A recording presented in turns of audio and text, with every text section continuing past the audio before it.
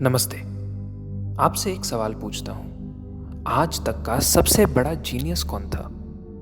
अगर आप इंटरनेट पे इसी को सर्च करेंगे तो जो नाम सबसे ज़्यादा रिपीट होते हैं उनमें से कुछ हैं एल्बर्ट आइंस्टाइन, जिन्होंने रिलेटिविटी समझाया, आइजैक न्यूटन, जिन्होंने ग्रेविटी और क्लासिकल मैकेनिक्स एस्टैब्लिश की, डा विंची, जो एक ही वक्त में साइंटिस्ट, पेंटर, इन्वेंटर और पता नहीं क्या क्या थे, और आज के डेट में शायद इलॉन मस्क या स्टीव जॉब्स, जिन्होंने बहुत बड़ी बड़ी कंपनियां खड़ी की।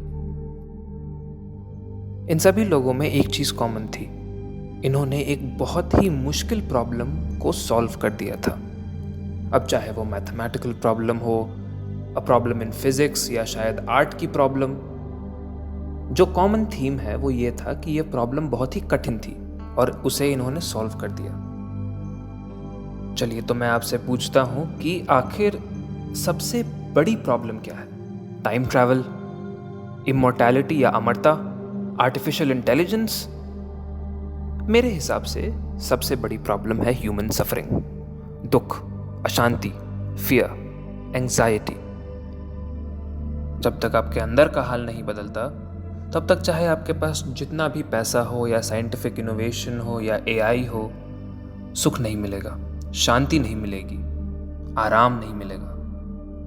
लेकिन सत्य तो यही है कि इसी प्रॉब्लम से हम हर रोज जूझते हैं। जब सुबह हमारी आंख खुलती है, उस समय से रात को सोने तक लेकर हर समय हमें किसी न किसी टाइप की अशांति, डर, इनसिक्योरिटी अपना गुलाम बनाए रहती है।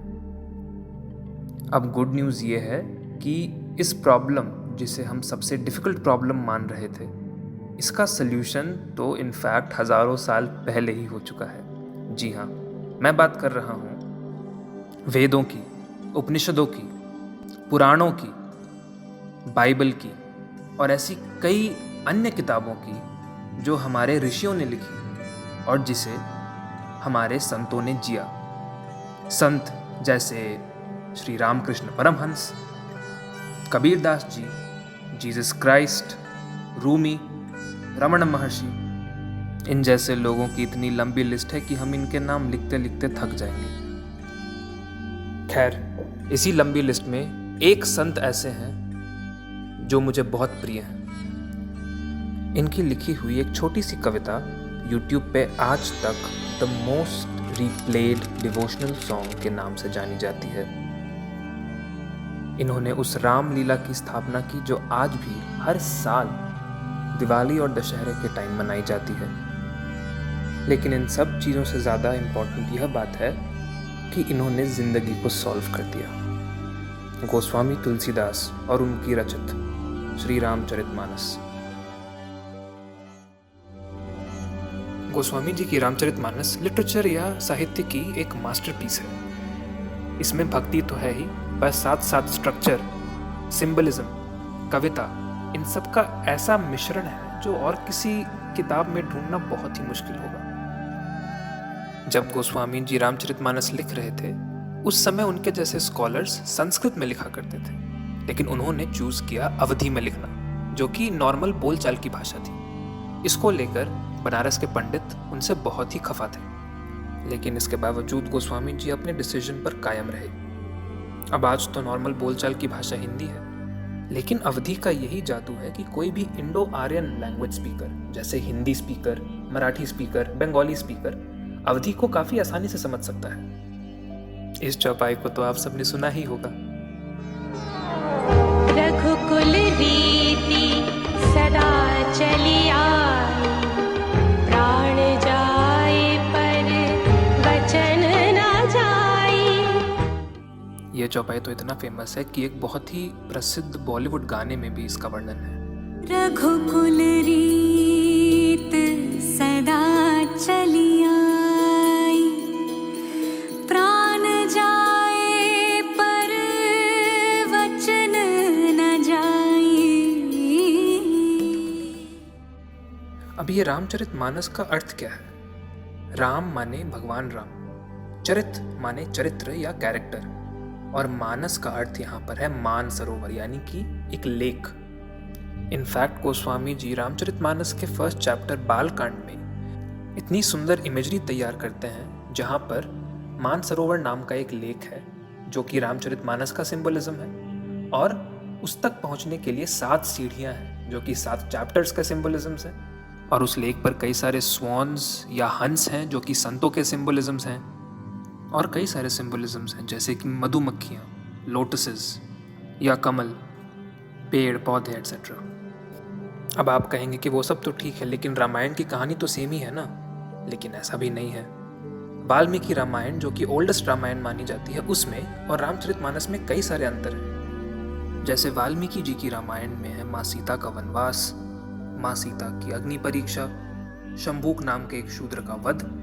इन सभी का वर्णन रामचरितमानस में कहीं भी नहीं है। और प्रसंग जैसे माँ सीता का स्वयंवर, लक्ष्मण जी का लक्ष्मण रेखा बनाना, और अंगद जी का पीस मैसेंजर बनकर रावण के पास जाना, इन सब चीज़ों का वर्णन रामचरितमानस में है, लेकिन वाल्मीकि रामायण में नहीं है। इसीलिए रामानंद सागर जी की रामायण ज़्यादातर रामचरितमानस पर आधारित थी। अब श्री रामचरितमानस में एक ऐसा लिटरेरी डिवाइस यूज़ हुआ है जो आपको और किसी भी लिटरेचर में ढूंढने को नहीं मिलेगा। ये इतना रेयर है कि इसका एक नाम भी नहीं है। इससे ही कुछ मिलता जुलता एक डिवाइस है जिसे बोलते हैं मल्टी पर्सपेक्टिविटी या फिर बहुदृष्टिकोण, जहाँ पे एक ही चीज़ को कई सारे नरेटर्स अपने अपने अंदाज में बता रहे होते हैं। लेकिन रामचरितमानस में एक के बाद एक नहीं, एक ही साथ साइमल्टेनियसली 4 नरेटर्स 4 लोगों को राम कथा सुना रहे होते हैं। शिव जी सुनाते हैं माँ पार्वती या फिर उमा को, याज्ञवल्क्य सुनाते हैं भारद्वाज ऋषि को, काकभुशुंडी सुनाते हैं गरुड़ जी को, और तुलसीदास जी सुनाते हैं हम सबको। ये कुछ ऐसा ही है जैसे एक ही क्रिकेट मैच के ऊपर लगातार साइमल्टेनियसली 3 या 4 कमेंटेटर्स बात कर रहे होते हैं। फॉर एग्जाम्पल, इस सीन को लीजिए जहां हनुमान जी सागर को लांघकर अभी जस्ट लंका आए हैं, और बिना किसी भय के वो एक लंबे से पर्वत पर जाकर खड़े हो जाते हैं ताकि उन्हें लंका का एक अच्छा व्यू दिख सके। सैल विशाल देख एक आगे, का पर धाई चढ़्यो भय त्यागे। इसे देखकर भगवान शंकर पार्वती जी या उमा जी को बोल पड़ते हैं कि हे उमा, इसमें हनुमान जी की कोई अधिकाई नहीं है। ये तो राम कृपा का जादू है जो काल को भी खा जाता है, इसीलिए हनुमान जी निर्भय हैं। उमा न कछु कपि कै अधिकाई, प्रभु प्रताप जो काल ही खाई। अब बात करते हैं रामचरितमानस की पोइट्री पर। रामचरितमानस का 80 to 85% हिस्सा एक ऐसे छंद या मीटर में लिखा है जिसे चौपाई बोलते हैं। अगर आपने रामचरितमानस का कुछ भी भाग सुना है तो चांसेस आर कि आपने चौपाई सुनी है। ये रहे कुछ एग्जाम्पल्स।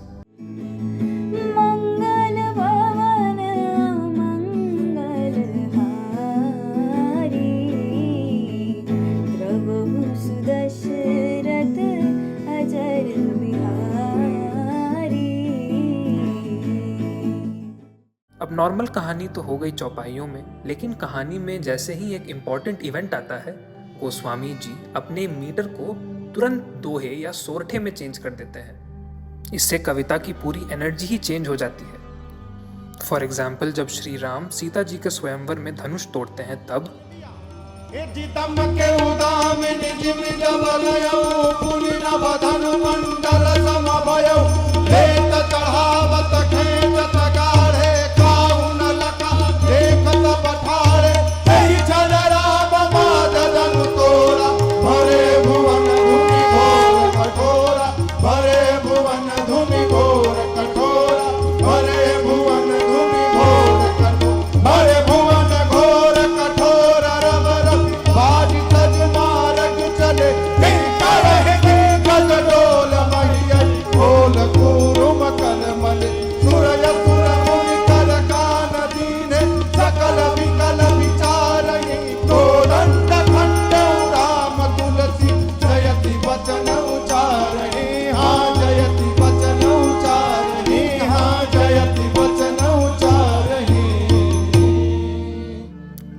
मैं सच बताऊं, ये सारी ऊपर ऊपर की बातें हैं। अच्छी कहानी तो हैरी पॉटर में भी है, मोरल डिलेमा तो दोस्तोयेव्स्की की क्राइम एंड पनिशमेंट में भी है, अच्छी कविता तो शेक्सपियर के सोनेट्स में भी है, तो श्री रामचरितमानस को खास क्या बनाता है? श्री रामचरितमानस को खास ये बनाता है कि जो लाइफ की सबसे डिफिकल्ट प्रॉब्लम्स है, अशांति, दुख, दर्द, एंजाइटी, इन सब का परमानेंट सोल्यूशन गोस्वामी तुलसीदास जी ने पोएट्री के रूप में आपको परोस दिया है। श्री रामचरितमानस बस एक कहानी ही नहीं, बस एक कविता नहीं, एक स्पिरिचुअल हैंडबुक है, द हैंडबुक ऑफ एनलाइटनमेंट। आइए समझते हैं कैसे। श्री रामचरितमानस को मात्र लिटरेचर मानना एक भूल है। आजकल फिलोसॉफिकल टेक्स्ट जैसे श्रीमद् भगवद गीता को काफ़ी सफिस्टिकेटेड माना जाता है और रामायण, महाभारत आदि को बच्चों की कहानियाँ समझकर नकार दिया जाता है। फिलॉसफी का श्री रामचरितमानस में बहुत ही बड़ा रोल है। बस अंतर इतना है कि श्री रामचरितमानस अवधि में लिखी हुई है, समझने में आसान है और पोएटिकली लिखी हुई है।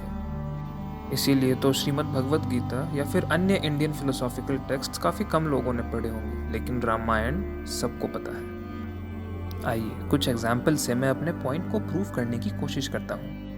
भगवद गीता के चैप्टर 7 वर्स 14 में भगवान कहते हैं, माया को पार करना बहुत ही कठिन है, लेकिन जो मुझ तक चलता है वो माया को पार कर लेता है। श्री रामचरितमानस के किष्किंधा कांड में श्री हनुमान जी श्री राम जी से कहते हैं, नाथ जीव तव माया मोहा सो निस्तरई तुम्हार ही छोहा। यानी कि नाथ, ये सारे जीव माया और मोह से बंधे हुए हैं, जिन पर आपकी कृपा होती है वही इसे पार कर पाते हैं। भगवद गीता के चैप्टर 7 वर्स 21 में भगवान कहते हैं कि मुझे जो जैसे भी प्राप्त करना चाहता है उसे मैं वैसे ही मिलता हूँ। रामचरितमानस में बालकांड 1.241, जाकी रही भावना जैसी प्रभु मूरत देखी तिन तैसी।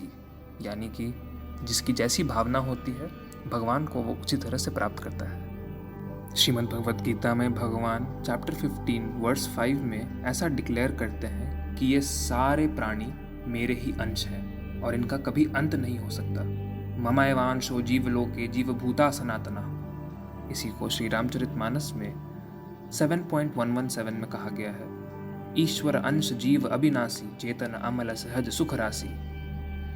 श्रीमद् भगवद गीता के चैप्टर 16 वर्स 21 में काम, क्रोध और लोभ यानी कि लस्ट, एंगर और ग्रीड को नर्क के 3 द्वार बताए गए हैं। सुंदरकांड 38 में काम, क्रोध, मद, लोभ सब नाथ नरक के पंथ, सब परिहरि रघुबीर ही भजहु भजई जय संत। श्री अष्टावक्र गीता, जो कि एक बहुत ही अंडररेटेड फिलोसॉफिकल टेक्स्ट है, उसमें 1.8 में ये कहा गया है कि कर्ता भाव को हमें छोड़ देना चाहिए। यानी कि ये जो आइडिया है that I am the doer, that I do things, इसे त्याग देना चाहिए। श्रीमद् भगवद गीता में भी चैप्टर 3 वर्स 27 में अहंकार विमूढ़ आत्मा कर्ता हमिति मन्यते, मतलब अहंकार में आकर आत्मा को ऐसा लगता है कि वो करता है जबकि वो नहीं है। इस सभी फिलॉसफी की समरी 2 लाइनों में श्री रामचरितमानस में शिव जी के द्वारा बोली गई थी। होई है सोई जो राम रचि राखा, को करी तर्क बढ़ावे साखा। होना तो वही है जो श्री राम ने रचा है, कौन इसके ऊपर तर्क करके बेकार में दिमाग खराब करे। ईशावास्योपनिषद का पहला श्लोक, ईशावास्यमिदं सर्वम यत्किंच जगत्यान जगत। यानी कि ईशा यानी कि भगवान हर उस चीज़ में वास करता है जो चल रही है या स्थिर है, यानी कि हर चीज़ में वास करता है। तुलसीदास जी ने श्री रामचरितमानस में कहा, जड़ चेतन जग जीव जत सकल राम मैं जानी, बंधहूँ सबके पद कमल सदा जोड़ी जुग पानी। चाहे वो एनिमेट हो या इनएनिमेट हो, वो एक्चुअल में तो राम ही है।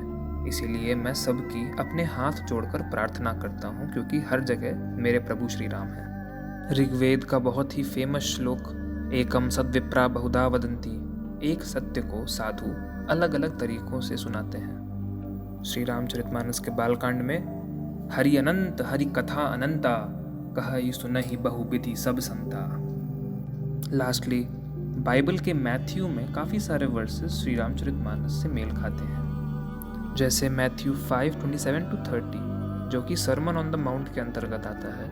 उसमें एडल्ट्री के बारे में बताया गया है। उसी को श्री रामचरितमानस में बालकांड में जननी सम जानहि पर नारी, और सुंदरकांड में सो पर नारी लीलार गोसाई तजऊ चौथी के चंद की नाई। यानी किसी भी स्त्री को लस्टफुल आइज से नहीं देखना चाहिए, उसी तरह जैसे चौथी के चांद को नहीं देखा जाता।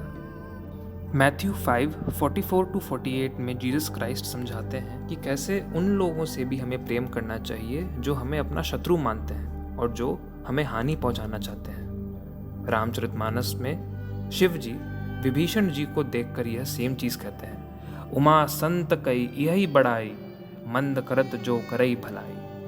हे उमा, हे पार्वती, संत होने का एक क्वालिटी यह होता है कि जो हमारे तरफ मंद करे या हमारी बुराई करे उसकी भी वह भलाई करे। ऐसे और कितने सारे एग्जाम्पल्स हैं जो अगर मैं देता गया तो फिर ये वीडियो काफ़ी लंबी हो जाएगी, तो मैं यहीं पर रुकता हूँ।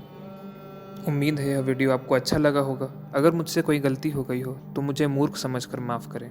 यहाँ तक देखने के लिए आपका धन्यवाद। नमस्ते।